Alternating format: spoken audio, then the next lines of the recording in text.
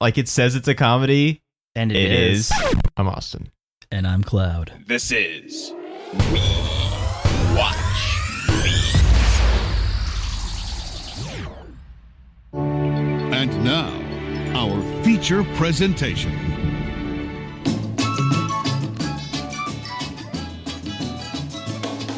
This week's movie is The Love Bug. The Love Bug is a 1968 comedy film directed by Robert Stevenson, starring Dean Jones, Michelle Lee, David Tomlinson, and Buddy Hackett. How about a plot synopsis?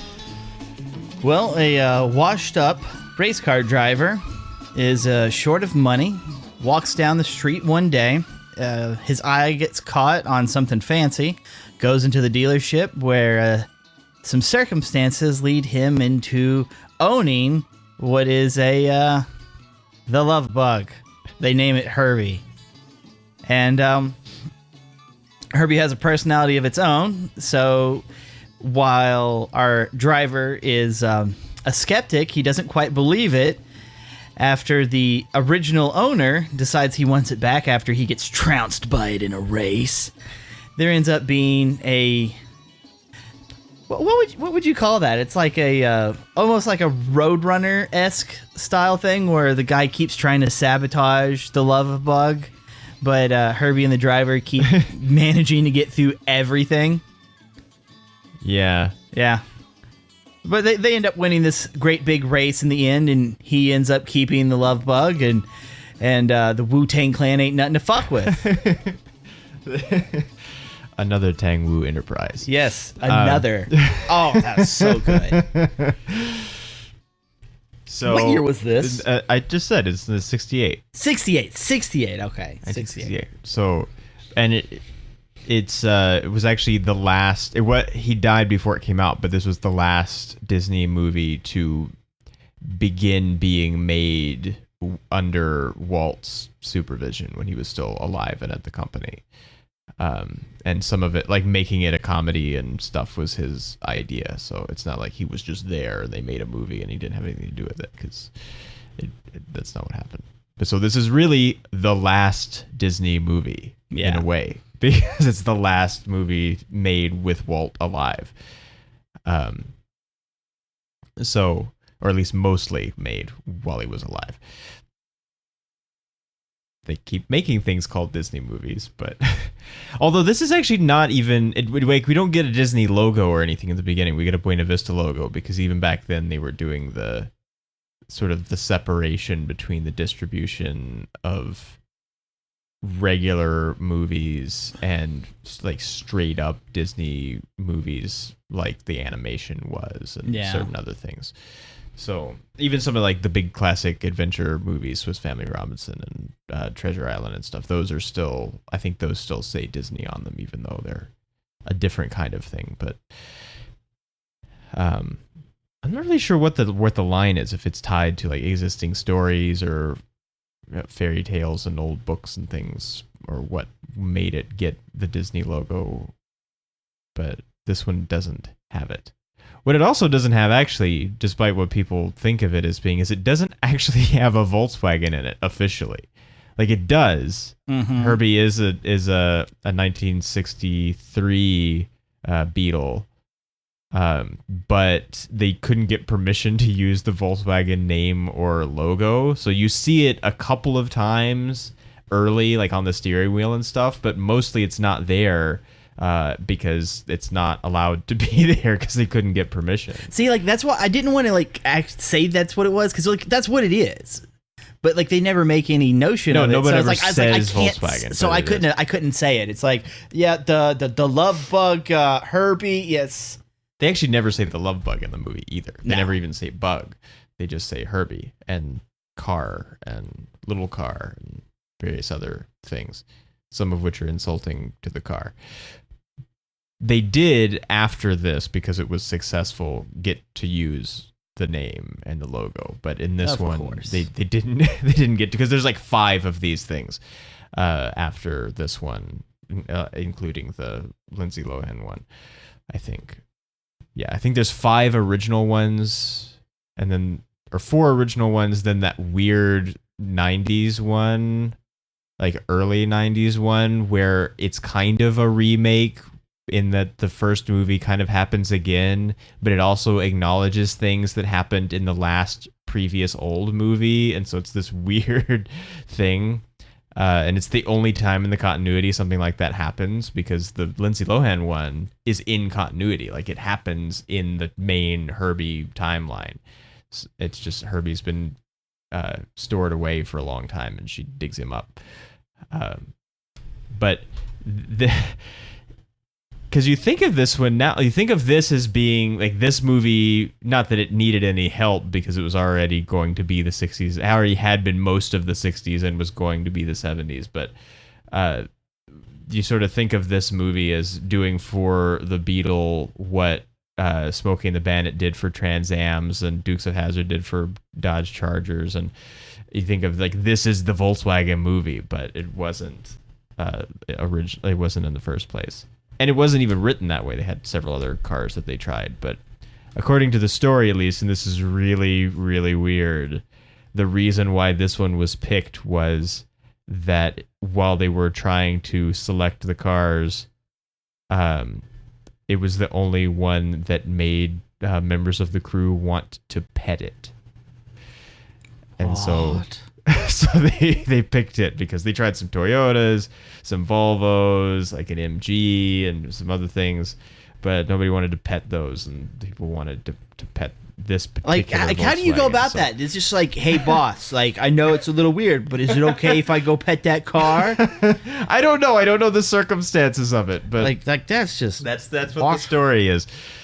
They also had a number of really highly suspect titles before they came up with the Love Bug as the title, including the Magic Volksy, which they couldn't have used once they didn't have the name, the Runaway Wagon, spelled like wagon in Volkswagen, WAGE, and Beetle Bomb, which I don't really understand. That's terrible. Wonder Beetle, Bug Boom, and Thunderbug. They're not even trying it. No, they're not trying. I don't know if that's the real order, but it's like, no, what are you talking about? Like, the Magic Volksy is bad, but at least it's something you could imagine having happened during this period. Because this is like, we got movies like The Shaggy DA and like just dumb name movies based on ridiculous premises. Premises? But Premisi? It's not premisi, I know that. You can be whatever we wanted to be. No. But and then they just proceeded to go about like stealing things from other movies. The car racing at the beginning, the Demolition Derby, is from another movie, not from this movie. It's from a Frankie Avalon movie about stock car racing, while also being like a beach musical movie like they did at that time. It's called Fireball 500. I've never not as good as Cannonball Run. And it very well no.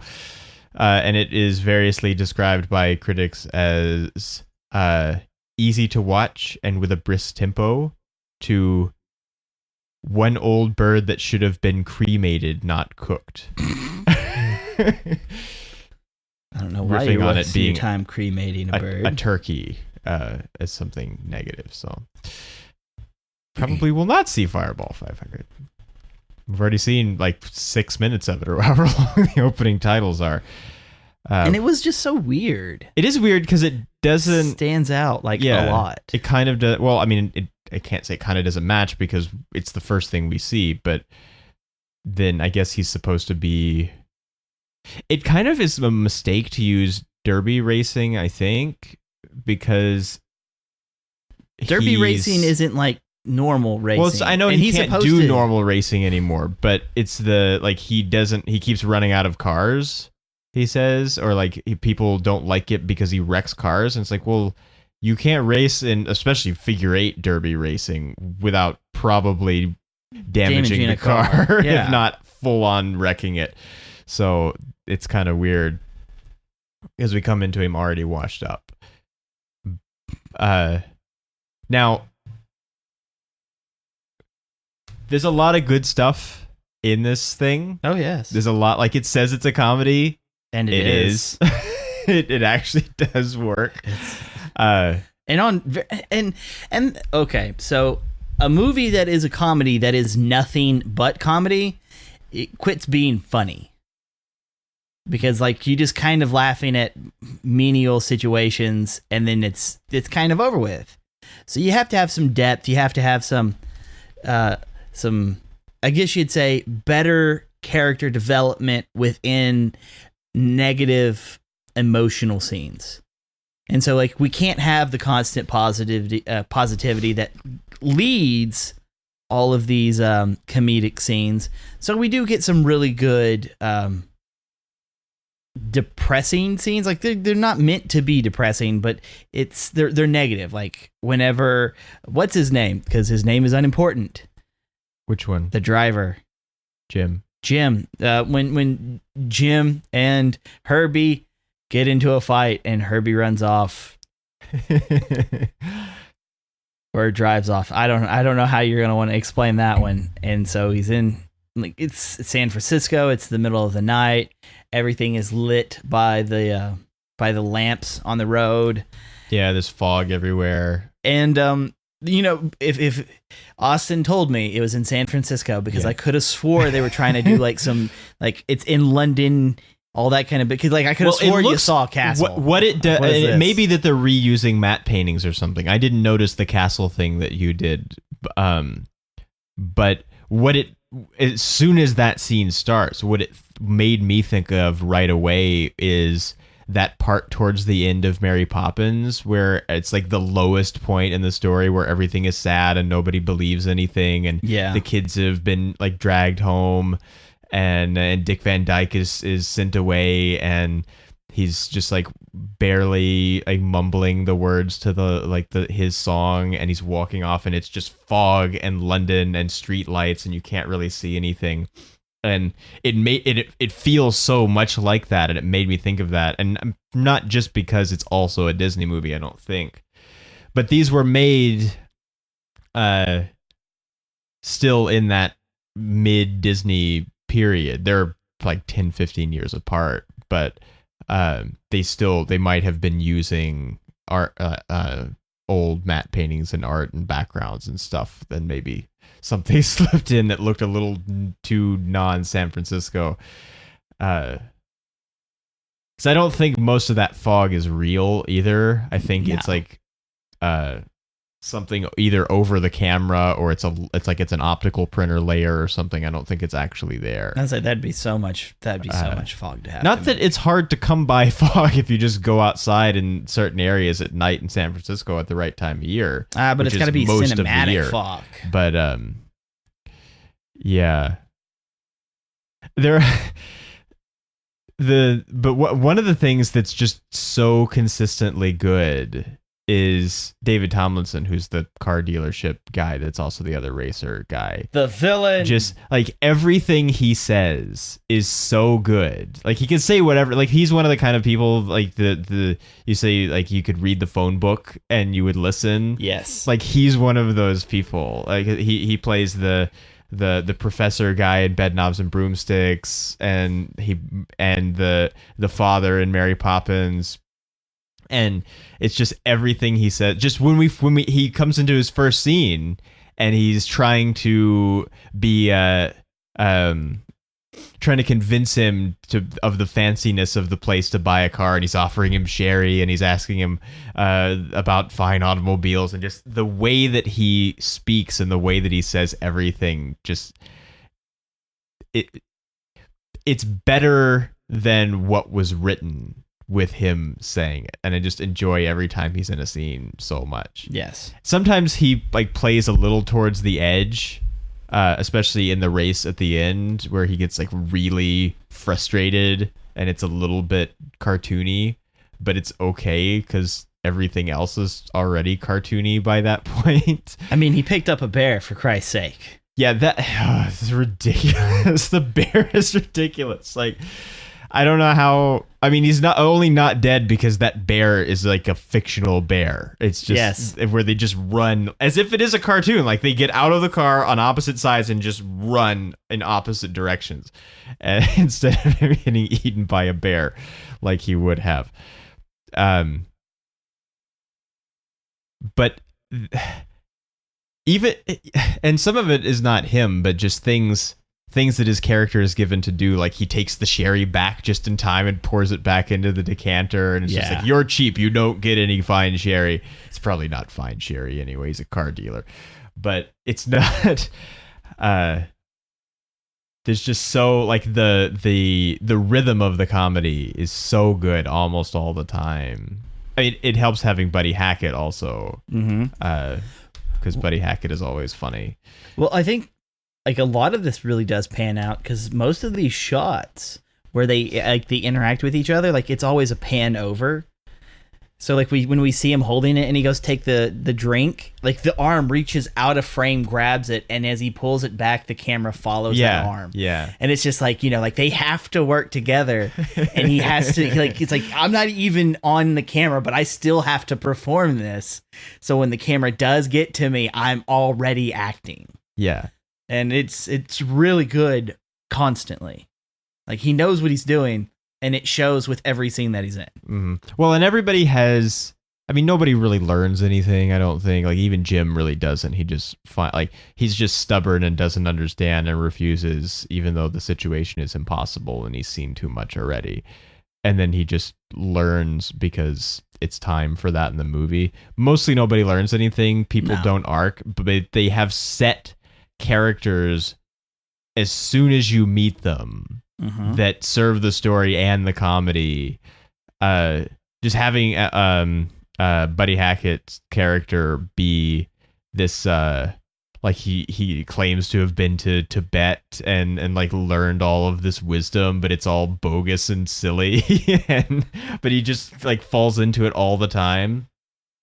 And he's consistency like is supposedly important. Irish, but then like the what part of Ireland, which he then drunkenly changes to Island and turns out to be Coney Island, is really great. Yeah.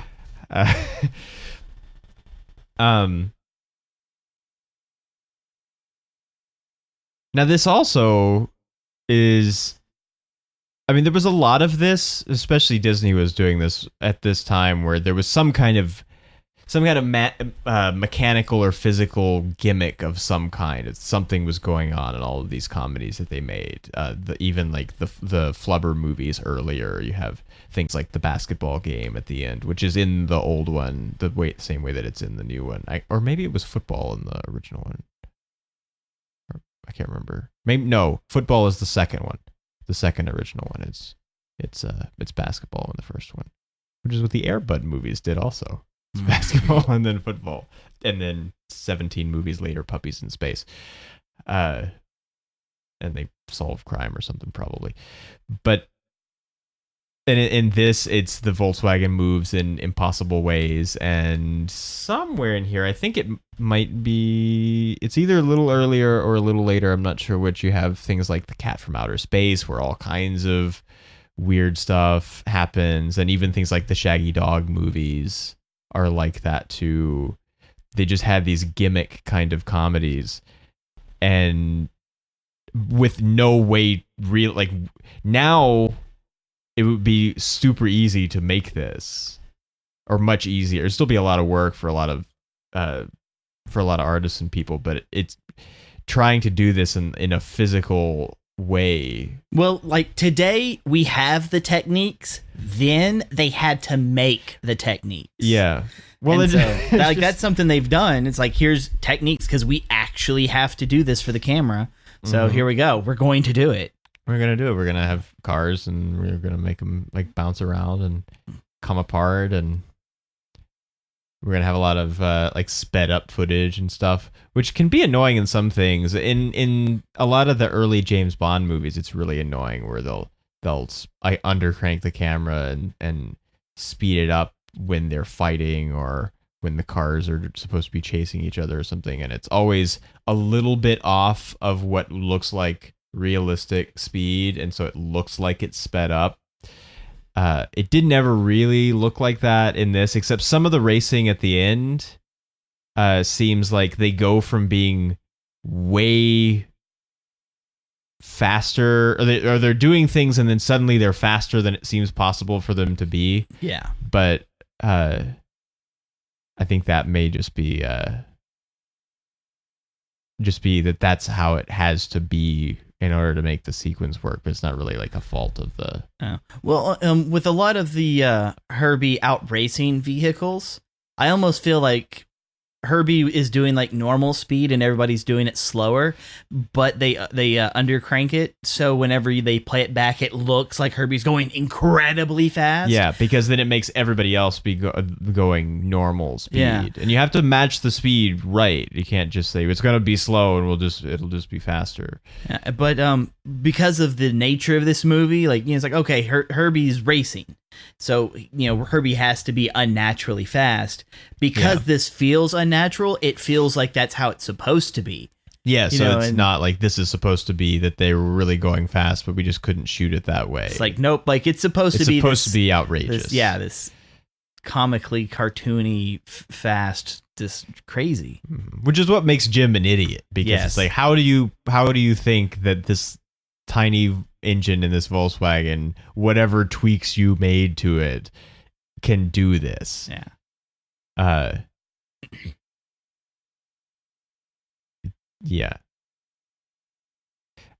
feel bad for the Etzel, because he like sculptured the Etzel, and it doesn't exist as a car anymore. I guess, and there are jokes in this that only play now if you have some understanding of the time. Like the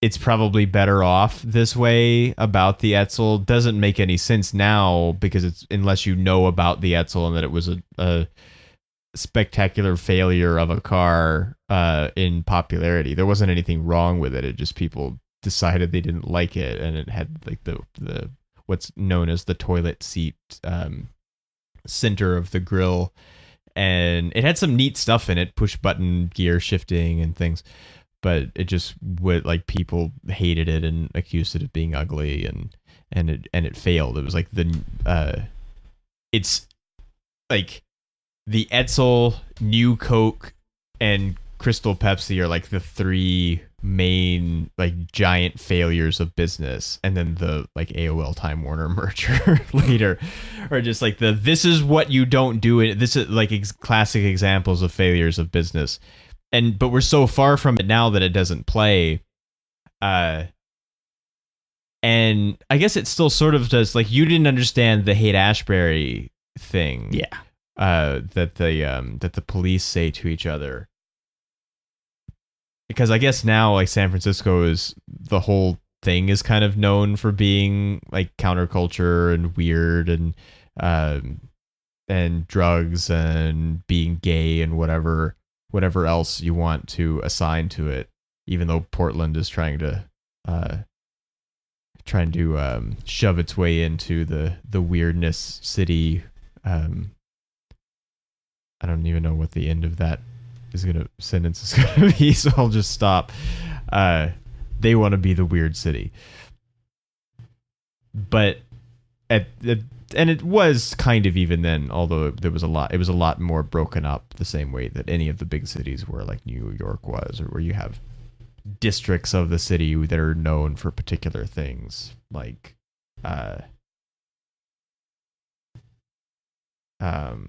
well, no, I don't have a good example without being maybe offensive. But at the time, the Haight-Ashbury district, and it's not hate like Hate, it's Eight. It's like a last name, and it's hyphenated, Haight-Ashbury. So nobody didn't really like Ashbury in a really intense way. Like, that's not what it was. Like, we hate Ashbury, stay over there. But it was known for the dope smoking and the hippies and the counterculture at the time.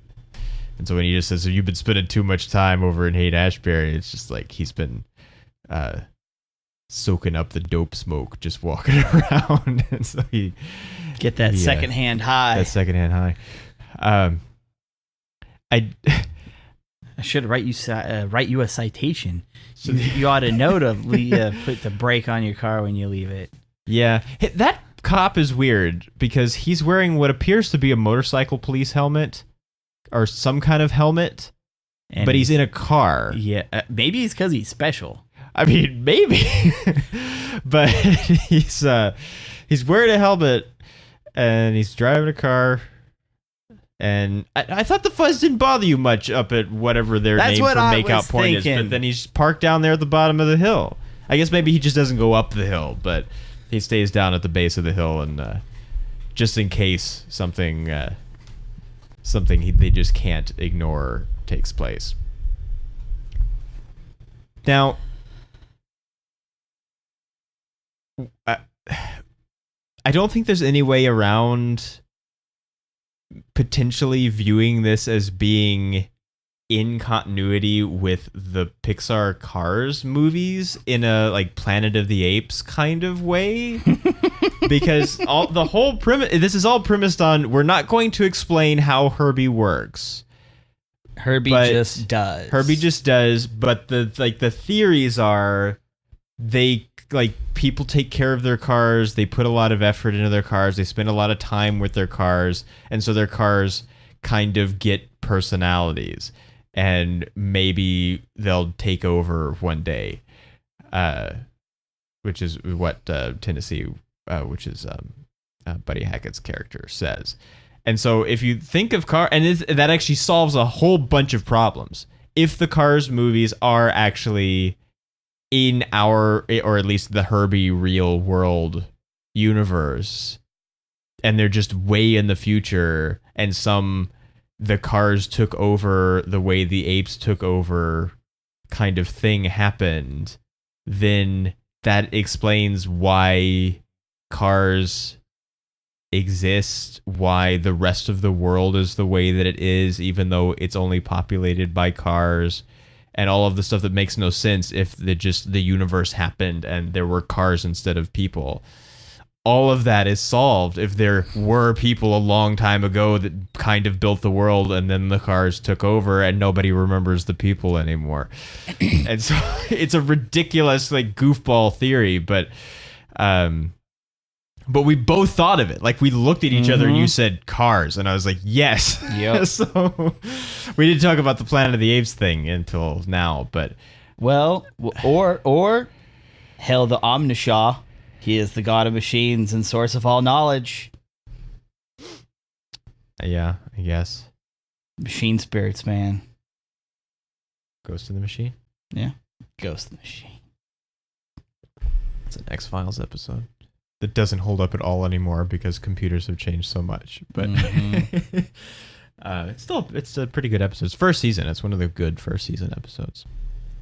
If you didn't get that reference, that's Warhammer 40K.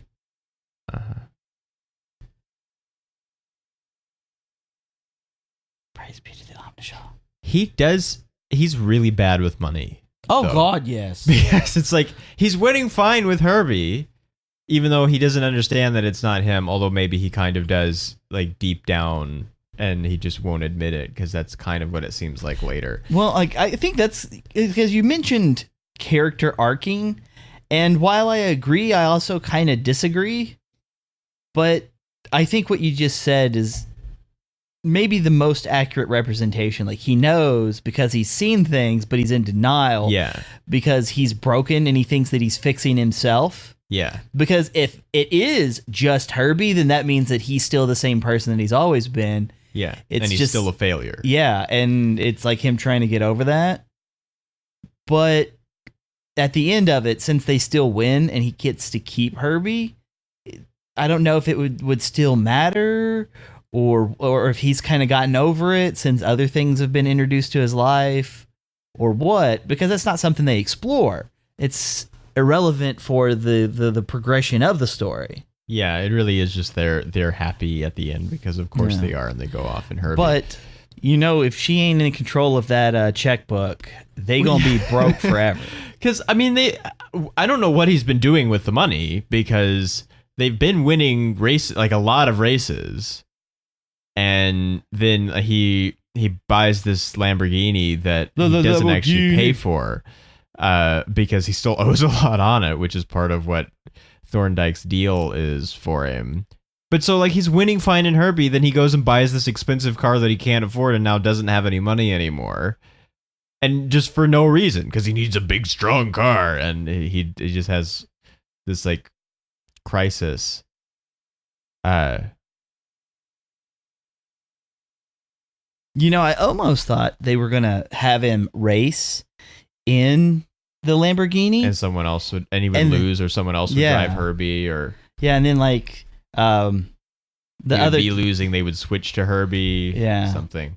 It's just like, it's like one of those, like, here, learn your lesson kind of thing. Yeah. But then it's just like, no, Herbie is going to, like, demolish the Lamborghini. Yeah. and then just run off. And then he's like, but it's real. You better go find it and apologize. Yeah. Now, they can't possibly have destroyed an actual one, because they only made 247 400 GTs in the 3 years that it was made, or the 2 years that it was produced. So there's no way they wrecked a real one. No. It's something else of a Let's get a body, let's crumple it up, and we're going to paint it red. We don't see it. We see it fine, and then we see it destroyed, and we don't see it in between. There's also a little bit of Transformers in here too, in a way, just sort of like the attitude, like he sprays oil on Thorndyke that he doesn't like, and there's just sort of the, like, even they're driving around, and Herbie drives them to Make Out Point, and they don't want to, but Herbie knows better. Like, that's very much like what Bumblebee tries to do in the first Transformers. I'm going to not work for no reason. Yeah, I'm gonna not work. I'm gonna, like, kick you out. I'm gonna, like, drive away without you there. I'm gonna take you somewhere where you should go, even though you don't want, like, you're too afraid to do it. Because Herbie knows better. I was thinking about his name. Carol? I think? Yeah. Carol. It's kind of interesting, because during that scene, she thinks that Jim is the one doing all of this. And I'm like, okay, she doesn't know. That's to be expected. And she's like, I'm going to drive. And he's like, hey, that's fine by me. All right. Why he got back in the car after all of this crazy shit's been happening? Well, he's got no one to blame but himself. But then, like, it still does all this crazy stuff even for her. And she even seems to be in a little denial. Like, right there, they both got to experience that this car does what it wants. Yeah. But then, like, they're still in denial about it. But she comes to terms with it because, I spent some time in Tibet with the temple and those people, and I learned all this kind of wisdom. And this has the machine spirit inside of it. And she's like, oh, I'm a believer. Praise be to the Omnishaw. Hey, Herbie's real, guys. Why doesn't Jim believe us? I just converted today. Like, it is that fast. Yeah. I did really want her to take her, like, suit jacket off, though, when she's, like, struggling to get into the coveralls to work on Herbie, and it's like, take the jacket off. Yeah. Like, nope. Take it off. And then she has it off. Once she has the coveralls on, there's not that much under there. Yeah. So, but she just... we can't have a lady taking her clothes off on a Disney movie in 68. Someone might disagree with that. But you know what they won't disagree with? Asian racism. I was just going to say that. Yeah. You think you're innocent, Disney? Watch out. We can dig some stuff up. We coming for you, boy. We coming for you. You buried Song of the South. This still came out. This still came out. Okay. So this is not Breakfast at Tiffany's level of a white person being a extremely they are yellow-faced. actually Asian. Like, these are but actual Asian people. they're very stereotypical. Very. Now that thing is it's and then interesting. Buddy Hackett is really like patronizing and is like, I'm going to talk to them in Chinese. And the way that this works so well is when we meet them, Herbie breaks one of the legs off of a stand, causing part of the roof to fall off, and it damages some stuff for the little grocery store. And I'm like, okay, like this is Chinatown territory. He hits the thing, causes some damages. All right, so that's what leads it up. And you don't expect any kind of overt racism here. It's like it seems to be very clean until he's like, okay, I'm gonna speak some Cantonese to this guy. They go through the little bit, and then it's just like, all right, well, tell him this. You know, he gets this, he gets this, he gets this, he gets this, but I keep the bug if we win. Yeah. And then he's just like, now you're speaking my language. Like, we know he speaks fucking English the entire time. Why he doesn't do it until them, story purposes. And then his name is Tang. Like, all right, well, that sounds like a name someone of Chinese descent would have. No problem there. Now, granted, this is from 1968, so we don't know about it until later. And I'm just thinking, Wu-Tang Clan, all right. And then it's not until they get to the big final race, and then there's the China camp, which is literally what they call it. Yeah. And there's just tons of them there, and like they have like the silly music playing. They're like really fast, but it's choppy speed, so it looks like it's really cartoony, and that right there, you could consider that some racism. Grandpa filling up the gas tank of the bad guy's vehicle, and it's just like haste makes waste. They chain it down. Like, all of that would be classic racism. But regardless, it is still hilarious because it is designed to show them being part of the good guys and screwing over the bad people. And then you get to see that it's Tang Wu's. And I could not help myself. Well, that which is an extra layer of comedy that what did not exist when the movie was made. Oh, but it exists now. It exists now. It's a whole different thing for us that they didn't have. Oh God, when I saw that, I was just so excited. I was looking, but there's like no. I thought maybe that's where they got their name, but they didn't. They got it from they actually did take it from a movie, but not this movie. Does it say the name of the movie? Mm-hmm. It's hang on. Where was it? It's a movie called Shaolin and Wu-Tang, which is a movie from '83. It's a Hong Kong film. I think I have that movie. So maybe.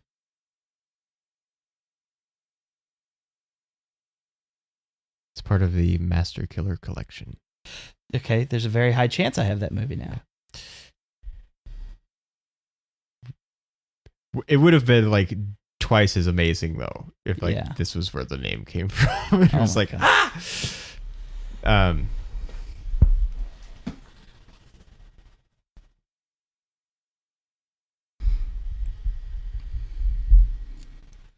Well, if you're were you going to do a cut? Well, I don't know. We paused for a real long time, so I didn't know if there was anything else. But you were looking stuff up, so I didn't want to bother you.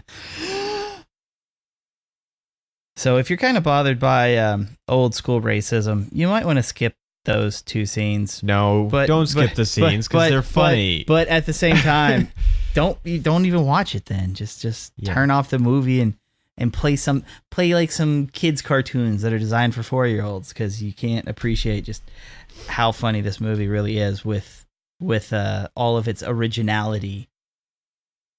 Yeah.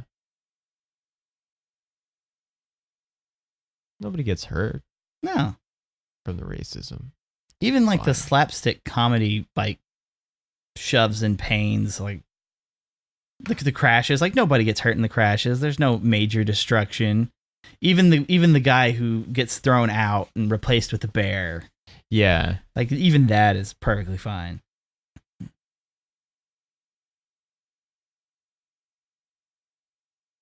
First and third place. First, third.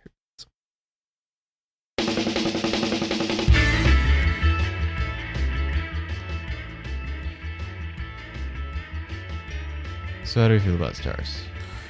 You know, I kind of wanted to give this movie 4 because it is good, but sometimes it's a little too simplistic, so it gets a little boring. But the comedy in it works so well that if you don't find this movie funny, there's a problem with you. So it earns itself 5 stars by being a really good comedy. Even by today's standards. Yeah. Yeah. And maybe better sometimes. Yeah. For certain reasons. Yeah. Yeah. It's okay. So it's funny even to me. And Austin don't laugh at stuff. That's not true. It's mostly true. I'm not, well, it's largely true, yes. It's 1986 true. It's not, it's, Did I say 86? Damn it. Bill Engvall has a bit about sitting in church as a kid with his dad and getting like thumped in the back of the head for laughing at things. And his dad would say, God don't think stuff's funny.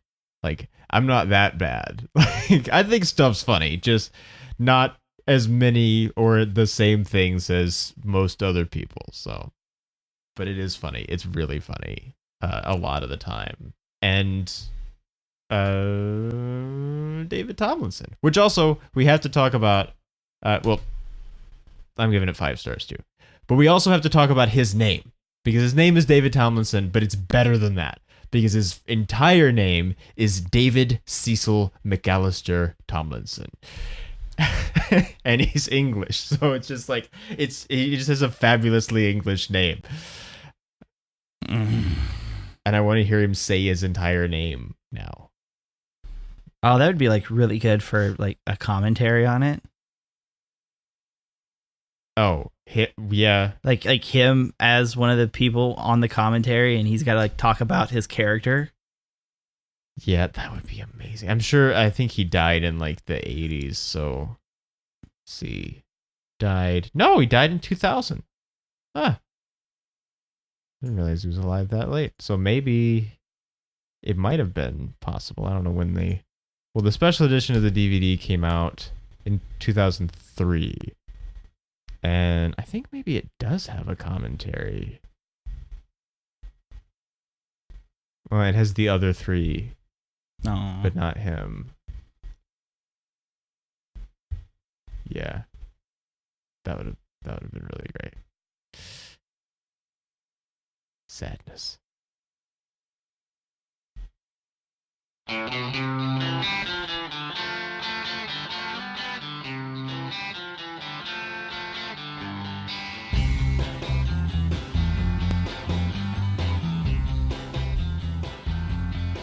And that's all we have to say about The Love Bug. Although, actually, this is another one of those cases where what everybody refers to the whole series as is not what the first movie is called. Because people talk about these as the Herbie movies, but they aren't called Herbie, and like Herbie's not in the title until later. Yep. So there was one that I thought of like a couple of days ago that actually does. Mad Max follows the rules. Yes, it because does. The second one is the Road Warrior, but nobody calls them the Road Warrior movies. They're the Mad Max movies because it's Mad Max Beyond Thunderdome, Fury Road, but it's always like Mad Max is in it. It's not the Road Warrior : So when people do that, it's like calling the Mad Max movies the Road Warrior movies. So you should stop it. We'll see you next time. Later. The Tang Wu clan ain't nothing to fuck with. Uncle will buy your business. And it'll just be another Tangwu quarterback. Oh, those jumpers are so good. Yeah. And a motor oil fight, much more reasonable than a gasoline fight. Much less likely to die. Yeah, that's how you get caught on fire. That's how you. Well, that's what happened in Zoolander. So I hate that movie so much.